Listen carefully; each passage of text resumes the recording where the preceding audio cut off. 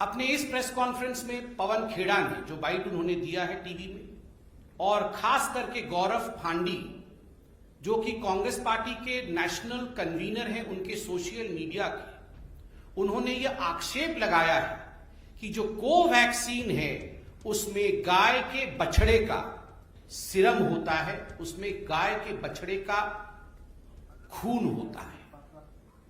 मुझे बताते हुए बड़ा दुख हो रहा है कि जब हमने ट्विटर के माध्यम से, जब हमने सोशल मीडिया में इस प्रकार के प्रचार को देखा तो उसमें यहां तक बातें की गई थी कि काउ स्लॉटर करके, गाय और बछड़ों को मार करके ये वैक्सीन तैयार किया गया है। इस प्रकार का भ्रम कांग्रेस पार्टी फैला रही है।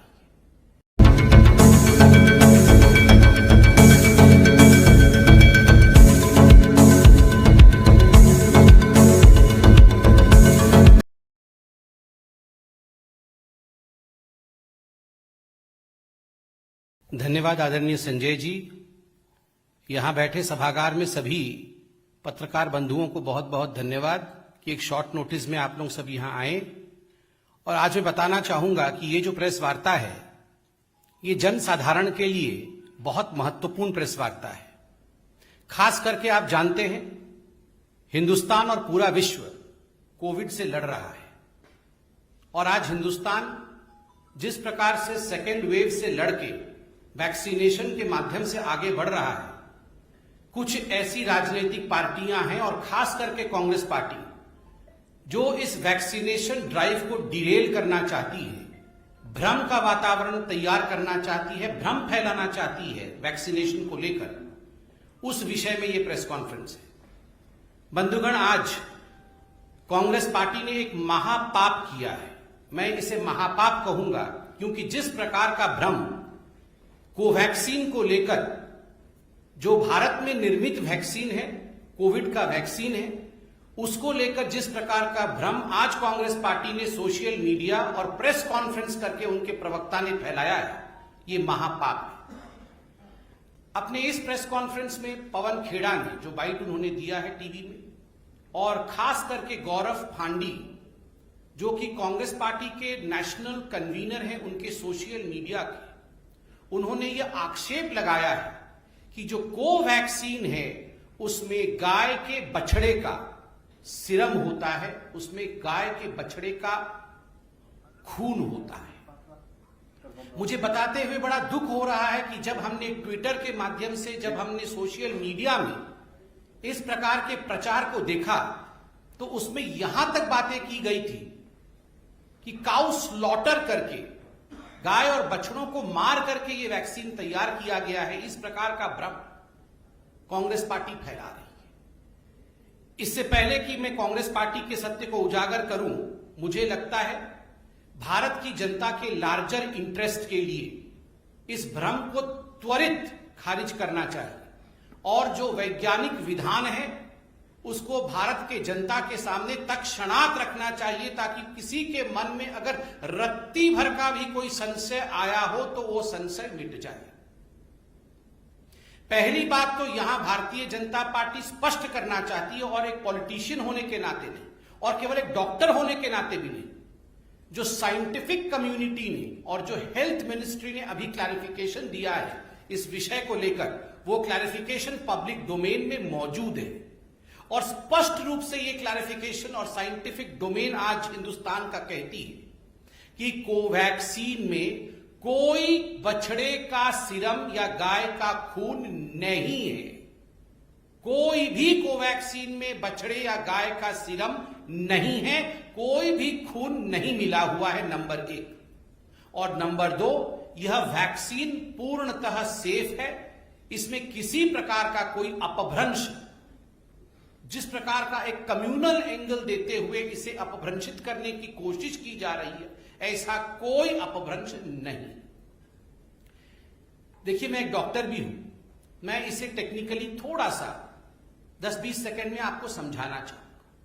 ये जो काव या काफ मतलब बछड़ा होता है, ये जो काफ का सीरम होता है, ये सीरम किस लिए इस्तेमाल किया जाता है?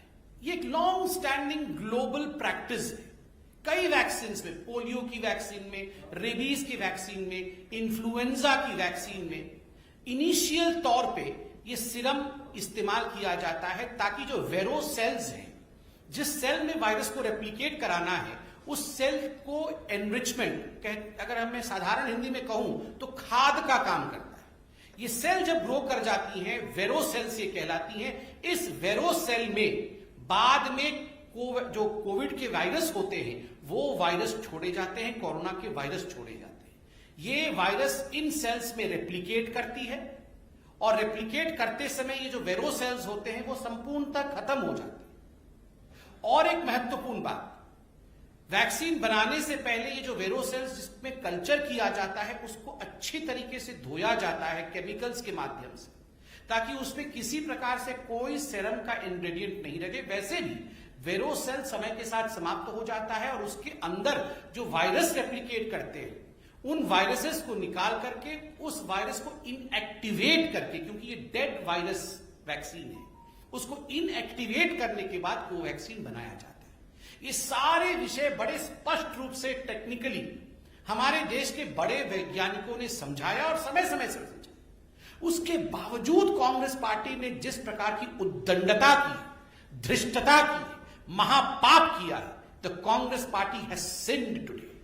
ये पाप से और सिन से कम नहीं। करोड़ों लोगों को किस प्रकार से बचाना है, किस प्रकार से पूरे विश्व का सबसे बड़ा वैक्सीनेशन ड्राइव चला करके हमारे देश के प्रधानमंत्री नरेंद्र मोदी दिन रात एक करके इस काम को आगे बढ़ा रहे हैं। विश्व का सबसे बड़ा वैक्सीनेशन ड्राइव चल रहा है और कांग्रेस पार्टी का एक ही ध्येय है और वो ध्येय है Daryl the vaccination process of India. ये वही कांग्रेस पार्टी है, आप याद करिए, ये कांग्रेस पार्टी दो चीजों के याद रखी जाएगी, वैक्सीन हेजिटेंसी को प्रमोट करने के लिए और दूसरा वैक्सीन वेस्टेज के लिए। वैक्सीन हेजिटेंसी आप याद करिए, इसी को वैक्सीन के लिए किस किस प्रकार के बयान कांग्रेस पार्टी के नेताओं ने दिए। मनीष तिवारी से लेकर बाकी तमाम जो बड़े नेता थे उन्होंने कहा ये कोवैक्सीन तो खतरनाक वैक्सीन है, इसकी तो जांच नहीं हुई है, इसके पूरे रिसर्च कंप्लीट नहीं हुए हैं, we are treating Indian people as guinea pigs. उस समय कहा गया कि इंडियन लोगों को, हम भारत के लोगों को गिनी पिग के रूप में भारत की सरकार ट्रीट कर रही है कोवैक्सीन देके। और उस समय कांग्रेस के सरकारें जिन राज्यों में, खास करके छत्तीसगढ़ की सरकार ने प्रेस कॉन्फ्रेंस करके कहा कि हम कोवैक्सीन नहीं लेंगे। पंजाब में भी आप देखिए, पंजाब की सरकार ने पहले कहा हम नहीं लेंगे, बाद में वहां तो वैक्सीन प्रॉफिटियरिंग होने लगा, अर्थात कोवैक्सीन लेते थे, कोवैक्सीन प्राइवेट हॉस्पिटल्स को देते थे, वहां से प्रॉफिट जेब में लेते थे। आप सोचिए जरा किस प्रकार वैक्सीन हेजिटेंसी को प्रमोट किया गया। वैक्सीन वेस्टेज, राजस्थान में, छत्तीसगढ़ में, राजस्थान में वैक्सीन, कोवैक्सीन को आपने लेके जमीन के नीचे गाड़ दिया, आपने उनको कचरेदान में फेंक दिया, आपने उनमें आग लगा दिया। So you have promoted, the Congress party has sinned right from the very beginning by promoting vaccine hesitancy and by promoting vaccine wastage. Apart from what we have rightly pointed out, profiteering from vaccine also in Punjab. People of this country are not going to forgive the Congress party for what they have done. और आज इस मंच पे से Bharatiya Janata party पूरी responsibility के साथ, जिम्मेदारी के साथ एक ही सवाल कांग्रेस पार्टी से पूछ रही है। आदरणीय सोनिया जी, राहुल जी, प्रियंका जी, आप तीनों ही कांग्रेस ने, you three are the Congress. आप तीनों बताएं, आप तीनों ने कब अपना पहला डोज लिया और कब अपना सेकेंड डोज लिया है? क्या गांधी परिवार वैक्सीनेटेड है या गांधी परिवार वैक्सीनेटेड नहीं? गांधी परिवार कोवैक्सीन पर विश्वास करती है या गांधी परिवार कोवैक्सीन पर विश्वास नहीं करती? और यह सवाल केवल भारतीय जनता पार्टी का नहीं है, यह सवाल समूचे हिंदुस्तान का है कि क्या वो लोग जो चाइना में जाके एमओयू साइन करते हैं, क्या वो लोग जो डोकलाम में जिस प्रकार का बर्ताव करते हैं, क्या वो लोग जो फॉरेन कंट्रीज में जाकर के हिंदुस्तान के मस्तक को झुकाने का काम करते हैं, वो हिंदुस्तान के वैक्सीन के ऊपर, हिंदुस्तान के इंडिजिनस प्रोडक्ट के ऊपर विश्वास करते हैं और है या नहीं? और राहुल जी, सोनिया जी और प्रियंका जी जवाब दें कि वो वैक्सीनेटेड है या नहीं। बंधुगण, आज से ठीक एक हफ्ते पहले रॉबर्ट वाड्रा, गांधी परिवार के एक और रत्न, उन्होंने भी कहा था कि लोग भ्रमित हैं, लोग जानते नहीं हैं ये वैक्सीन कैसे बनते हैं, इनका कॉम्पोजिशन क्या है, इनके साइड इफेक्ट्स क्या है। रॉबर्ट वाड्रा जी, आपके पास तो इतनी जमीन है, मेडिकल कॉलेज खोल के भर्ती होइए वहां पर, पूरा पढ़ के आइए प्रोसेस वहां से। जब कोवैक्सीन लॉन्च होता है तब कहते हैं हम कोवैक्सीन लेंगे नहीं, इससे खतरा हो जाएगा। जब पूरा पीक पे रहता है सेकेंड वेव तो कहते हैं हमारा कोवैक्सीन कहां है, हमारे बच्चों के कोवैक्सीन कहां चले गए। क्या मजाक बना के रखा हुआ है कांग्रेस पार्टी ने। और देखिए, एक बहुत बड़ा त्रासदी है पूरे विश्व का। इस त्रासदी में हम सब की आवश्यकता है कि हम साइंटिफिक बेंट ऑफ माइंड, वैज्ञानिक दृष्टिकोण के साथ आगे बढ़े, ना कि इस प्रकार की बातों के साथ जो भ्रम कांग्रेस पार्टी फैला रही है या फैला चुकी है और जो आज हम डिस्पेल कर रहे हैं। मगर इसका सवाल जो हमने पूछा, इसका जवाब जरूर दे सोनिया जी, राहुल जी, प्रियंका जी और वाड्रा जी भी दे दे कि इन्होंने, सारे लोगों ने, चारों ने वैक्सीन लिया है कि नहीं लिया है, कब लिया है, कौन सी वैक्सीन ली है, कोवैक्सीन पे विश्वास करते हैं या नहीं करते हैं, ये सब जरा बता दें। बहुत बहुत धन्यवाद। कोई आपके मन में प्रश्न हो तो अवश्य पूछें। ये सर, 2 दिन पहले मैं आईएमए के प्रेसिडेंट का इंटरव्यू किया था, उन्होंने कहा कि ये जो वैक्सीनेशन प्रोसेस है this should be speeded up और it should be much faster. With the statement that has come today, do you feel that this is not helping in the purpose of vaccination process and hesitancy that has been created from the group? See, number one, as far as the vaccination process, the speed and the scale in India is concerned, there's no doubt that India is in fact one of the fastest moving vaccinating country. Look at the size of this country. But despite this size, way India has moved ahead with vaccination is something which is quite applaud worthy. We should applaud India's vaccination process. Number two, as far as suggestions from various quarters that the speed should still be high, for that, in fact, the government of India has rolled out an action plan as to how the government of India is going to vaccinate most of the Indians by the end of this year, and we all are aware of it. We should have complete faith in the government of India's plan.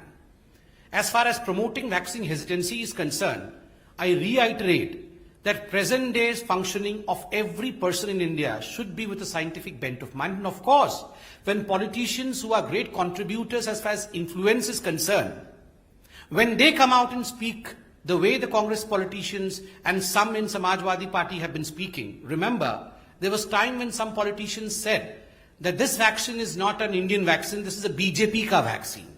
And I will not take the vaccine. मैं तो vaccine लूंगा नहीं, जब हमारी सरकार आएगी तब हम vaccine देंगे. And then we had slew of Congress leaders who in fact did not show any interest in Covaxin. Rather, they pointed fingers toward Covaxin. And of course, with today's statement, which is a sly attack on Covaxin, vaccine hesitancy would be promoted, which would not be fair for the vaccine drive of India. Thank you.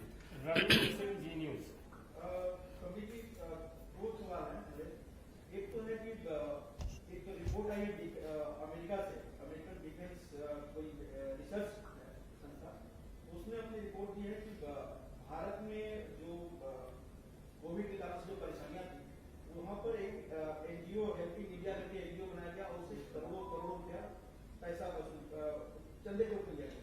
लेकिन भारत को देने की जगह पर वो पाकिस्तान में आतंकवादियों और हमास जैसे आतंकवादियों को पैसा पहुंचा दिया। अमेरिकन डिफेंस का एक रिसर्च है, पहला तो इस पर क्या कहेंगे? भारत में चंदे के नाम पर भारत के उन्होंने आतंकवादियों को, और दूसरा ट्विटर के खिलाफ जो एक्शन सरकार ने लिया है उस पर क्या कहेंगे? देखिए, पहले सवाल के जवाब में तो कहूंगा ये तो बिल्कुल चौंकाने वाला विषय है।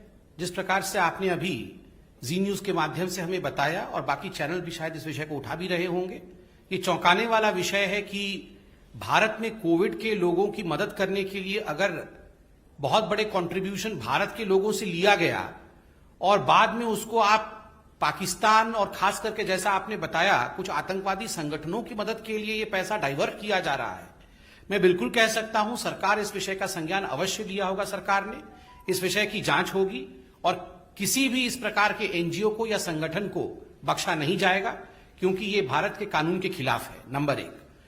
दूसरा प्रश्न आपका ट्विटर को लेकर था। मैं सिर्फ इतना कहना चाहूंगा, आदरणीय आईटी मिनिस्टर श्री रविशंकर प्रसाद जी ने इस विषय पर गंभीरता से चर्चा भी की है, आज से पहले भी की है, इस पे आलेख भी लिखे हैं और आज उन्होंने एक सीरीज ऑफ ट्वीट के माध्यम से इस विषय को जनता के बीच में रखा है, सोशल मीडिया में रखा है।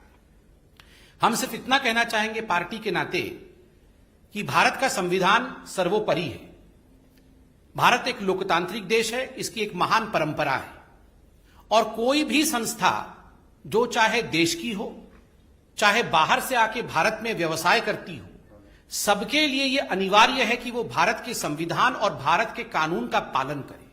अगर भारत के पार्लियामेंटेरियंस भारत के सदन में, पार्लियामेंट में कोई कानून पारित करते हैं, सभी का कर्तव्य है, चाहे वो भारत के नागरिक हो, चाहे भारत में बिजनेस करने वाले वाणिज्य की संस्थाएं हो, चाहे वो प्लेटफॉर्म्स हो, सभी के लिए अनिवार्य है कि उन कानूनों का जिनको कि विदित हिंदुस्तान के संसद ने किया है उसका पालन करे।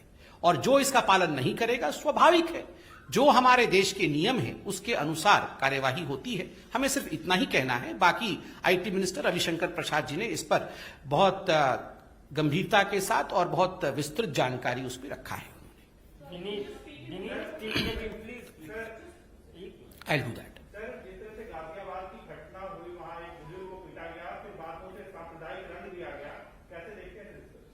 देखिए, भारतवर्ष में एक ऐसा भारत को टुकड़े में बांटने वाला गैंग है, भारत तोड़ो गैंग है, जिनका एक ही उद्देश्य है, भारत में भ्रम फैलाना, किस प्रकार से भारत में विद्वेष फैले, धार्मिक विद्वेष फैले, दंगे हों और उससे वो राजनीतिक बेनिफिट ले।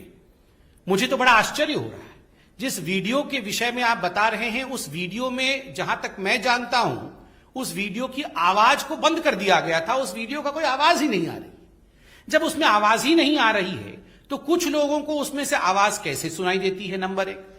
नंबर दो, बिना तथ्य को जाने राहुल गांधी जैसे नेता, जो कि एक मेंबर ऑफ पार्लियामेंट हैं और एक पार्टी के पूर्व अध्यक्ष हैं, उन्होंने कैसे ट्वीट कर दिया? कैसे ट्वीट कर दिया उन्होंने बिना तथ्य को जाने?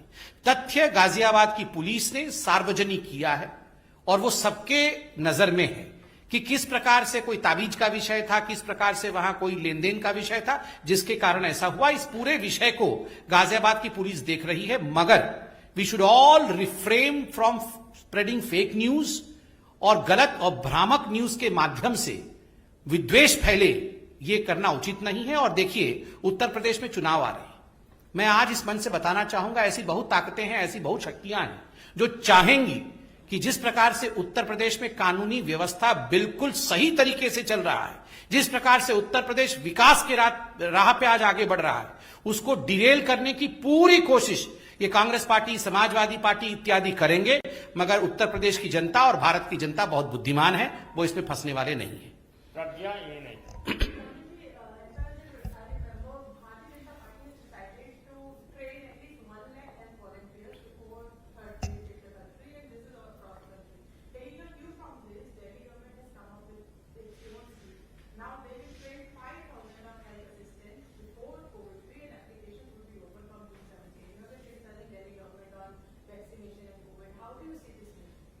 Thank you for the question, Pragya. And let me begin by thanking our National President, JP Nadda ji, who in fact recently launched this, I would say, extremely important program where more than 1 lakh health volunteers in fact would be raised across the length and breadth of this country to serve every inch of our great country for vaccination, for COVID management, etc. And this is a welcome move. I take the opportunity of thanking Nadda ji. But of course, Delhi government, you say, probably copied from this. I would refrain from saying so. It's their wish. They are also a government. They can do so. But my only suggestion to Mr. Kejriwal ji is, the only question rather to Mr. Kejriwal ji is, if similar preparations would have been made in Delhi during the second wave, probably Delhi would not have seen a maximum deaths in India. Delhi would not have seen the kind of situation that we all saw during the second wave. Ironically, during the second wave, if any question was asked to Mr. Kejriwal, his only answer was, Modi ji ne karne nahi diya, hame central government ne rok liya, hum to sab kuch karna chahte the. And now he's saying that he is prepared for everything. So both cannot be true. He was busy advertising during the first phase. He is in fact advertising yet again. I hope he really starts working and improves the condition of Delhi. In English.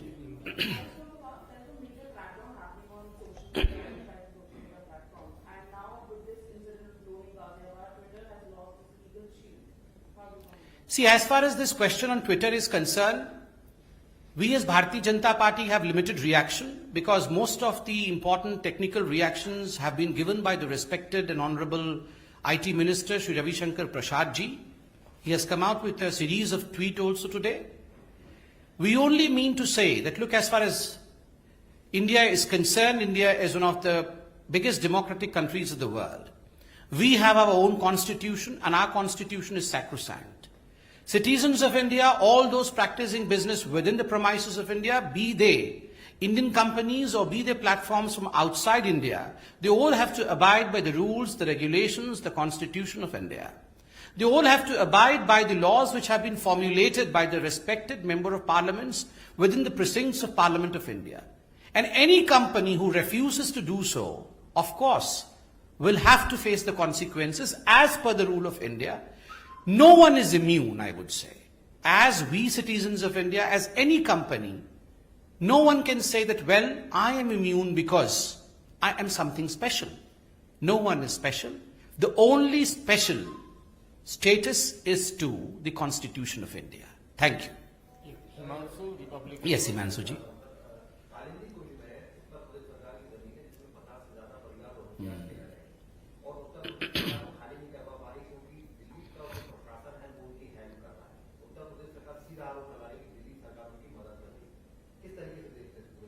देखिए, जिस प्रकार से अभी कुछ दिन पहले आपने देखा कि जो रोहिंग्यान्स को इंडिया में रखा गया था और खास करके दिल्ली के जिस स्थान के विषय में आपने कहा वहां आग लगी थी, उसके बाद वहां एक राजनीति और खास करके मैं यहां गुरेज नहीं करूंगा, अमानतुल्लाह खान इत्यादि के द्वारा बहुत बड़े तादाद में हो रही है कि इन रोहिंग्यान्स को आप लेकर के सरकारी जमीन के ऊपर बसाओ। देखिए, सरकारी जमीन पर किसी को बसाया नहीं जा सकता, यह हिंदुस्तान का कानून है। और जिस प्रकार की राजनीति आम आदमी पार्टी, जो तुष्टीकरण की राजनीति आम आदमी पार्टी कर रही है, ये बिल्कुल स्वाभाविक है, ये हम सब जानते हैं। और केवल आम आदमी पार्टी नहीं, कांग्रेस पार्टी, आम आदमी पार्टी इसी प्रकार की तुष्टीकरण की राजनीति करती रही है, तभी वो CAA के खिलाफ हमेशा से ही आवाज उठाते रहे। मैं तो इतना ही कहना चाहूंगा कि देखिए, वास्तविक रूप में अगर आम आदमी पार्टी को आप देखेंगे तो ये रोहिंग्यान भक्त है। आजकल राम भक्त बनने की एक्टिंग कर रहे हैं क्योंकि वो कहीं ना कहीं चुनाव में प्रवेश करना चाहते हैं वास्तविक रूप में वो रोहिंग्यान भक्त। बहुत बहुत धन्यवाद। अगर आपके पास कोई भी खबर है जो सामाजिक सरोकार रखती हो तो उठाइए अपना फोन और कीजिए वीडियो रिकॉर्डिंग और भेज दीजिए स्क्रीन पर दिए WhatsApp नंबर पर। खबरों की अपडेट जानने के लिए चैनल को सब्सक्राइब, वीडियो को लाइक और शेयर जरूर करें।